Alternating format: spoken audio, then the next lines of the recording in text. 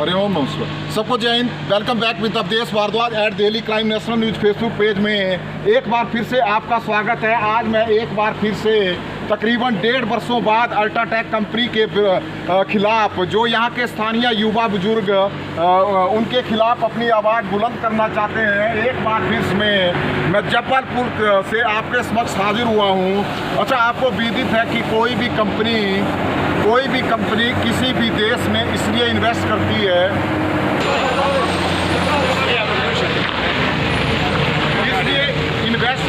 कि वहाँ की आधारिक संरचना डेवलप हो, वहाँ पे रोजगार मिले, वहाँ पे लोगों को फैसिलिटियाँ मिले। पर आप देख रहे हैं कि स्थानीय लोगों को किस तरह से धूल और बीमारियाँ ही मिलती है। तो आइए सबसे पहले हम थोड़ा ऐसे अपने अल्ट्राटेक प्रबंधन द्वारा निर्मित जो यहाँ पे ड्रेनेज सिस्टम बनाया है, आप देख सकते हैं यहाँ से ये ड्रेनेज जब यहाँ पे जेपी कंपनी थी, स्थानीय लोगों ने मुझे बताया उस समय निर्मित की गई थी। और आगे आप ड्रेन की हालत देख सकते हैं कि ये ड्रेन यहाँ से होते हुए सीधे रोड पे आगे चली जाती है। हालांकि इसकी आप देख सकते हैं किस तरह की गहराई है, किस तरह की नींव है। तो बहुत बड़ी प्रश्नावली अल्ट्राटेक द्वारा जो अपॉइंट किए गए सिविल व्यवस्था में इंजीनियर है, उनकी कार्यशैली और उनकी अपनी एजुकेशन पे होती है कि किस तरह से ये ड्रेन्स यहाँ पे बनाई गई है। तो सबसे पहले हम स्थानीय जो यहाँ के लोग हैं उनसे बात करते हैं कि ये किस तरह की समस्या है। सर बताएं। बात ऐसी है कि यहाँ हमारे घर नज़दीक है, दो की साइड में रहते हैं हम, धूल का बुरा हाल है और कोई पानी का जाने का कोई रास्ता नहीं है और बच्चों को स्कूल ले जाने में बहुत दिक्कत पड़ती है, आने जाने में बहुत मुश्किल है क्योंकि यहाँ हमारे घर बिल्कुल रोड खड़ गए हैं और धूल का इतना बुरा हाल है कि पूछो मत। बाकी यहाँ पानी जो बावड़ी का पानी आता है उसमें ड्रेन जरूरी होनी चाहिए। अच्छा, अभी हमारे साथ एक और कुलदीप ठाकुर जी जो अपने इस तरह की जितनी भी समस्याएं होती है समय पर उनको उठाते हैं। तो ठाकुर साहब बताएं, आप किस तरह से कंपनी का रवैया और प्रशासन और शासन का देख रहे हैं।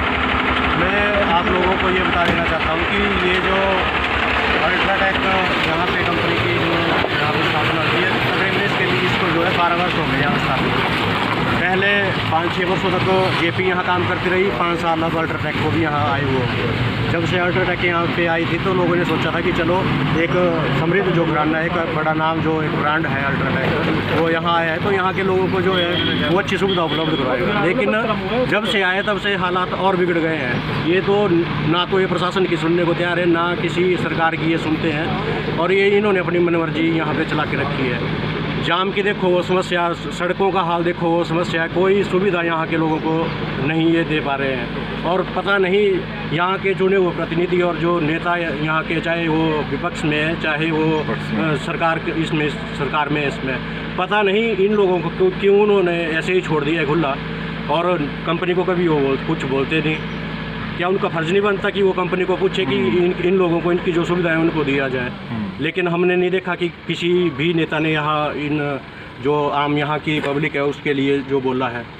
तो अब लोगों के अंदर बहुत जो है गुस्सा कंपनी के खिलाफ भर गया। अब इसमें यही अल्टीमेटम है, अगर सरकार और प्रशासन अगर नहीं सुनता है तो आने वाला समय अब चुनावों का है तो ये जो नेता अभी वोट मांगने आएंगे इनको जो है बहिष्कार किया जाएगा। ये यहाँ के लोगों का एक गुस्सा जो है इसमें दिल में भरा हुआ है। बिल्कुल। तो मैं यही ड्रेनेज के बारे में बता रहे थे। हाँ जी, मैं बोल रहा था कि जो हमारे यहाँ से ड्रेन है वो आपने देखी है, सिर्फ 4 इंच की ड्रेन है और वो भी 10 फुट है और बाकी पानी सड़क में आ जाता है।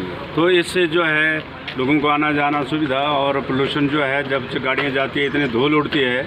हमारे गाय भैंस का चारा भी ख़राब हो गया, वो भी खाती नहीं है। आजकल गाय भैंस के लिए ऐसी बीमारियाँ चली है और बहुत डॉक्टर जोर लगा रहे हैं, लेकिन इस प्रदूषण का घास खाने से हमारे वो गाय भैंसू जो है वो सब बीमार पड़े हुए।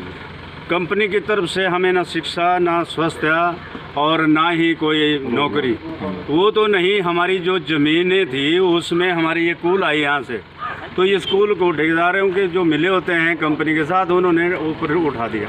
अब वो पानी आगे नहीं जाता, यहाँ सड़क से आगे ब्लॉक हो गई और आगे हमारे खेत जो है वो उजाड़ पड़े हुए हैं। तो हम चाहते हैं कि शासन प्रशासन या कंपनी प्रबंधन कोई हमारे बोलने का गौर करे। अगर ये नहीं चाहते तो एट लास्ट हमारे पास यही है कि हम सड़कों पे बैठेंगे अपने बच्चों सहित, और तभी जो है प्रशासन आए या प्रबंधन आए। जो भी नेता यहाँ आते हैं, चाहे वो बीजेपी कांग्रेस कोई भी है, तो उन लोगों ने भी कोई इसके बारे में वो नहीं किया। अब अगर वो आएंगे तो कोई वोट नहीं, हम उसका बहिष्कार करेंगे कि हमारे प्रोग्रेस बताओ कि 100 बार बोला, हमारा ये काम ही नहीं हुआ।